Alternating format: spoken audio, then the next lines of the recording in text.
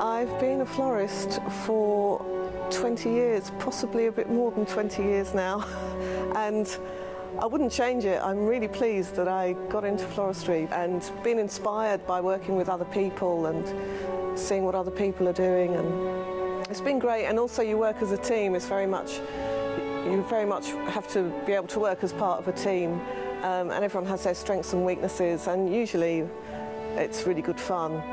The different props that we use, vases and candelabras, it very much depends on the venue. You know, if you've got an ultra-modern venue, you don't want something wrought iron, very heavy with lots of mixed flowers.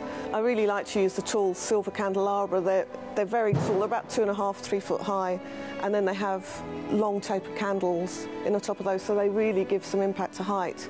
Other props that we would use would be to mix tall glass vases, something like this, with these big goldfish bowls. These are really lovely, decorated very simply. In a church, normally I would suggest just to have 2 things at the front, and maybe some storm shades with candles in running along the aisles, maybe with some rose petals within the storm shade itself.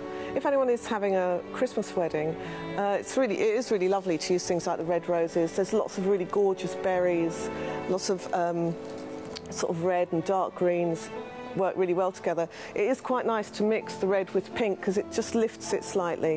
An alternative to using the reds and the greens would perhaps be to go for something white.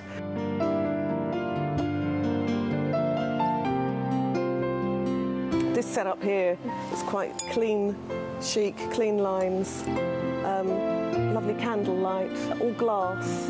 Also, I try to make everything so that people can take the flowers away at the end of the evening. So all these little pots here, they're all tied so people can take them away, and I usually leave a wrap of tissue paper or something for people to take away with. I guess my signature style would be something using very clean lines, again, mirrors, glass, lots of candlelight, nothing too fussy.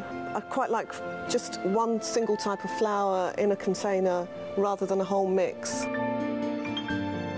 I cater for all tastes really, because I meet so many different people and they all have their own specific style, they all have their own likes and dislikes in regard to flowers. So you have to really be flexible and be able to cater for all tastes. Myself and my team of florists, we travel all over the country for weddings really. We've even been asked to go abroad. So really distance for us, as we work on events, so we're very much used to just going wherever we're needed really.